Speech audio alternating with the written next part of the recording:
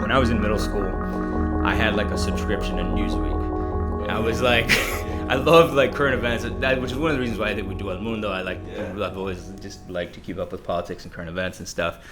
And when I was in high school, and even going into college, I thought maybe this was something. But one of the things I struggled with was that this kind of perception, or it's just me thinking, as a journalist, you're not a participant in what's actually happening. You're an observer. Yeah. Did you ever struggle with that, or? Well, you know what? That's funny you bring that up because as I was doing journalism in college, I was in working on my college paper. I was interning at this place, the Arizona Daily Star, covering crime, and I would have like one page that I would get to fill every Thursday about the south side of Tucson, which is also the hood. It's also predominantly Latino, and that was huge for me. And I really felt really good about the work I was doing. But I was also a member of MECHA, which is a Chicano student group that focuses on like immigrants' rights and basically just helping kids get into school and get into college. And in Arizona, growing up in Phoenix, when I left Phoenix, I had like a real love-hate relationship with it because I was just getting fucked with by the cops basically since I was in middle school. And I felt a lot of kind of anger and just like super oppressed. And I just needed to get out of Phoenix. And so I was doing some activism stuff in college. A lot of it was centered around, getting people to vote.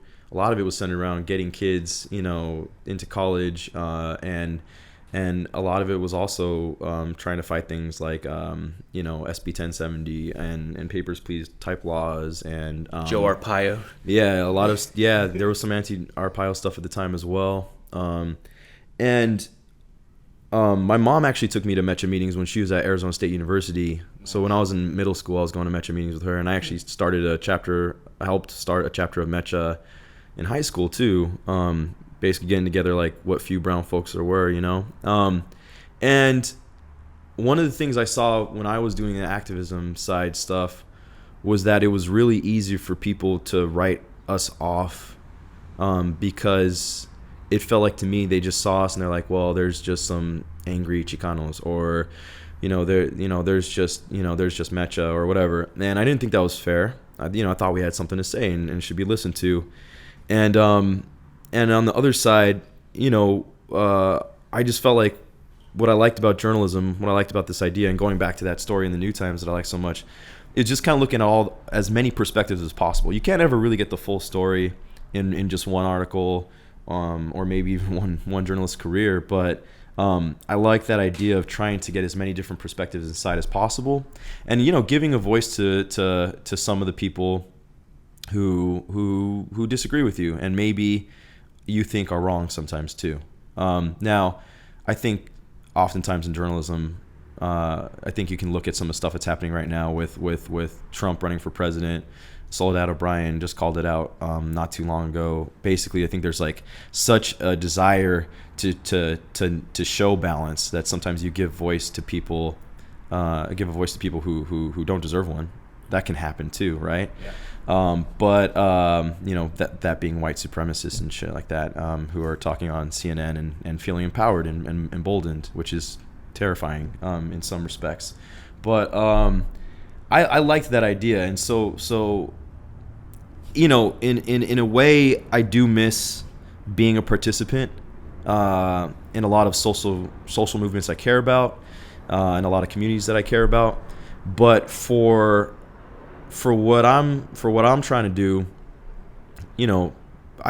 frankly put, I think there needs to be a balance, right? We need people in the streets. We need people who are organizing and protesting and doing the activist work, right? We need people who are in the mainstream, who are in the media and in the newsrooms. So just that when these things do get covered, they don't get covered from a really terrible and unfair perspective. And so.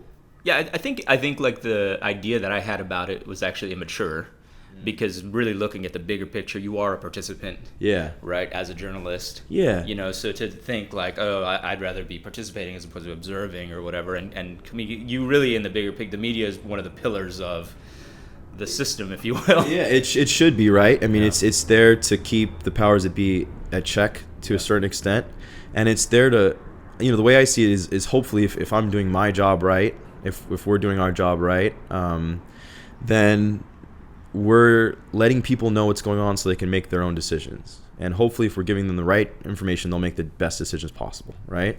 So if we're leaving important parts of our own stories out, we're screwing ourselves. And when I say that I just mean Americans or whatever, right? So there have been countless examples where Latinos are left out of that story.